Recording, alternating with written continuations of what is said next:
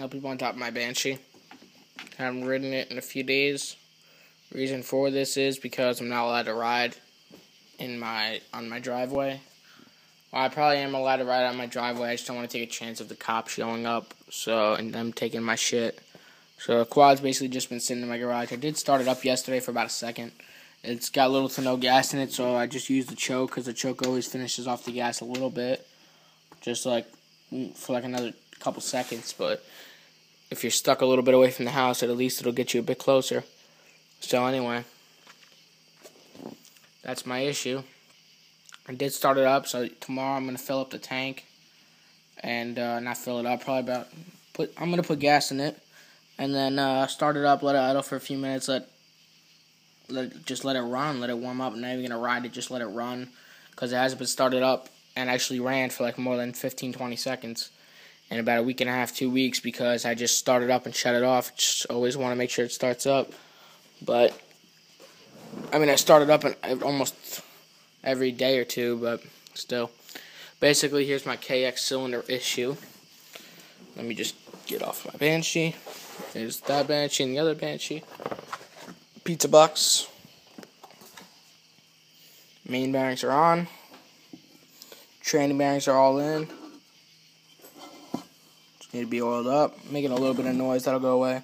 In here, it is a bit worn out, but over here, the ring popped out. So what I did was I knocked out the old ring, grinded it down, polished it up, both cases.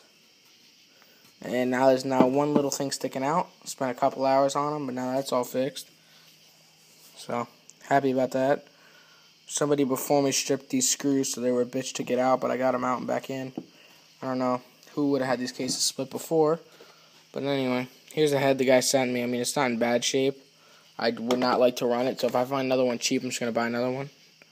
No, wait, this is the one that the guy sent me. So, I don't know. We'll see. I'll work out the heads. Here's the new cylinder. Here's the old one. The old one, you could see the coating. Make it so good and just ripped right off, because the piston was in backwards. I don't even know where the old piston is. The new cylinder was sleeved, I was told. It's got a little bit of surface rust at the bottom, nothing major. Does have power reeds, the bike. Does have power reeds. So if it was sleeved, then I'll be happy, so I can hone it. But if it's not sleeved, nothing to worry about. Probably just gonna do a little bit of port work on the exhaust port, nothing too major. I might not even touch it, we'll see. Basically, I took the whole power valve assembly out, you guys can see. Just missing that, missing the rod that goes through, missing the 3 little bird flaps, or whatever the hell you call them. Reason being is that the old cylinder had a good power valve, and the new one, the guy told me, was a good running cylinder, but I took it apart anyway, and the power valve was shot. So basically, here's the power valve out of my old cylinder. It's all chewed up, bumped up, and everything. And then here's the one out of the new cylinder, which is in good shape. I'm just going to wire wheel it to clean it up. Here's one of the power valves that came out of the new cylinder. Broke right in half. I have the other half right there. Here's the one power valve. Here's the other one. Here's that one. The center one. And the rod is there too. I got the little clips on the flywheel over there. Got the little gear, got the bolt that it spins on, I got the bolt that goes inside of the cylinder, got that, got the 2 little bolts that go in the front. Where's that little gear? Little gear over there is that the rod rides on. So, yep, basically got all that sorted out.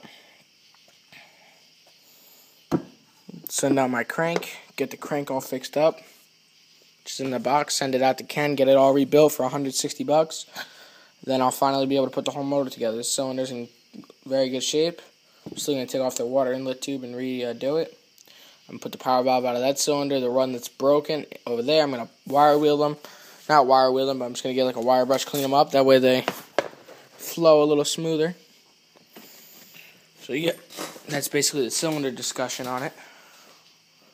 Here's the bike itself. Got to clean up the plastics pretty good. I'm going to take off the wiring, all the plastics, the subframe, everything.